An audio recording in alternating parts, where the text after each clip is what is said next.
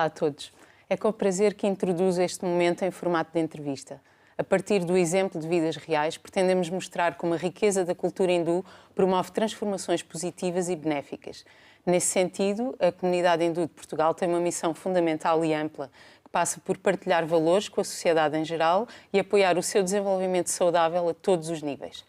Os nossos convidados são pessoas que de alguma forma integraram diferentes aspectos da cultura indiana nas suas vidas e vêm falar-nos da forma como esses aspectos contribuíram para mudanças importantes e positivas.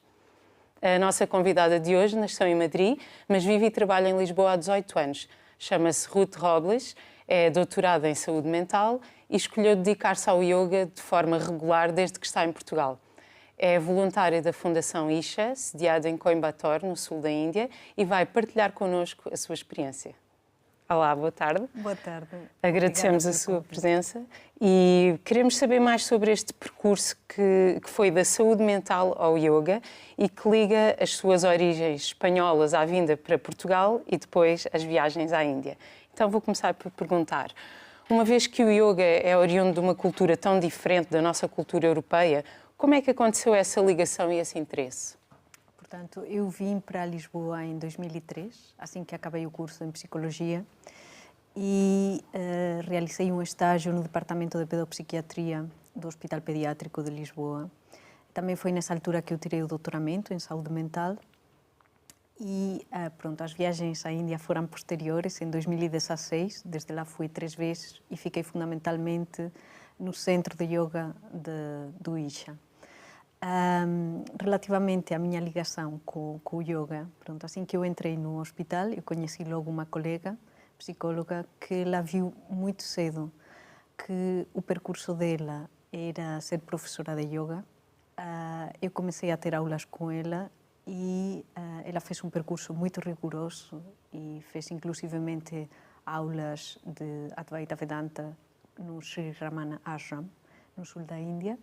E para mim foi inspirador também. Algo que me desperta a curiosidade é saber que está ligada à Isha Foundation. Explique-nos um pouco sobre essa escola e sobre as razões que a levaram a querer colaborar com eles. Portanto, foi uma altura em que eu já tinha tirado o doutoramento, continuava ligada à prática clínica e a trabalhar com pré-adolescentes. E eu percebi nessa altura que poderia ser interessante inserir algumas técnicas de respiração consciente de forma a diminuir sintomas de ansiedade, a estabilizar emoções, mas na altura não soube muito bem como é que isto poderia ser transmitido e se o contexto clínico seria o adequado. Foi nessa altura que eu fiz os cursos com a Isha Foundation. O primeiro foi online, o segundo presencial, e depois do segundo curso decidi ir ao centro de yoga deles, conhecer o projeto. É de dizer nesta altura que a Fundação Isha não está ligada a nenhuma religião, simplesmente é a transmissão da cultura yógica. Pronto, quando lá cheguei ao centro de yoga, percebi que para além dos cursos de meditação e de yoga, eles tinham projetos muitíssimo interessantes e inovadores, educativos, em que o ensino do yoga era transversal às várias áreas, mas também incluíam artes, como era a dança tradicional indiana, a música tradicional, o sânscrito. Pronto, isto fez-me, e olhar para as crianças e vê-las com aquela energia e muito focadas, fez-me apaixonar pelo projeto. Depois conheci outras iniciativas deles, ligadas ao meio ambiente também, como a reflorestação da beira do rio Cauvery, o trabalho que eles faziam com agricultores da zona também, para melhorar as condições de vida, assim como para melhorar a qualidade dos solos e da produtividade, que isto tudo é que me fez querer colaborar. Mais recentemente, depois de eu ter feito vários cursos mais avançados de meditação e yoga, é que fui chamada por eles para me tornar Ishanga, que é uma espécie de professora de yoga do Isha. Há uma ligação entre saúde mental e yoga? De que forma é que sente isso em relação aos outros e também em relação a si própria? Pronto, em relação a mim, os primeiros efeitos que eu senti enquanto praticante foram uma maior estabilidade física, também ao nível mental, maior foco, maior claridade, uma maior maior estabilidade das emoções também. E isto são efeitos que têm sido referidos também por estudos científicos.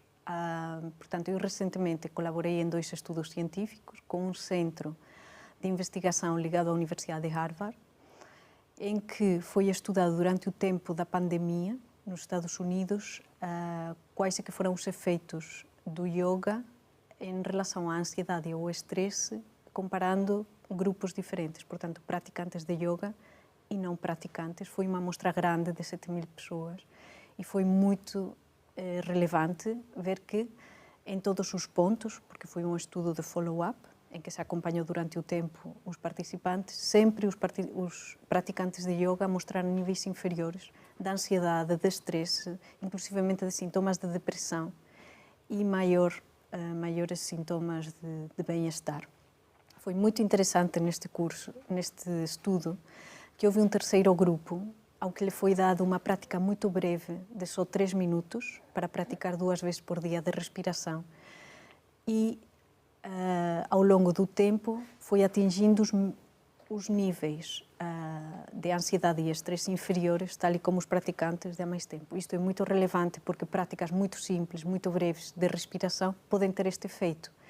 E isto sinto que é especialmente relevante neste contexto em que se está a falar também depois da pandemia do Covid, numa pandemia ao nível da saúde mental, e os casos e os pedidos dispararam também a nível dos adolescentes e dos adultos, em ver como é que se pode criar uma ponte com os serviços de saúde mental e as políticas de saúde mental, se for possível, para começar a inserir estas práticas respiratórias e práticas simples de yoga para ajudar nos casos. Para concluir, tem algum projeto futuro relacionado com a prática de yoga em Portugal?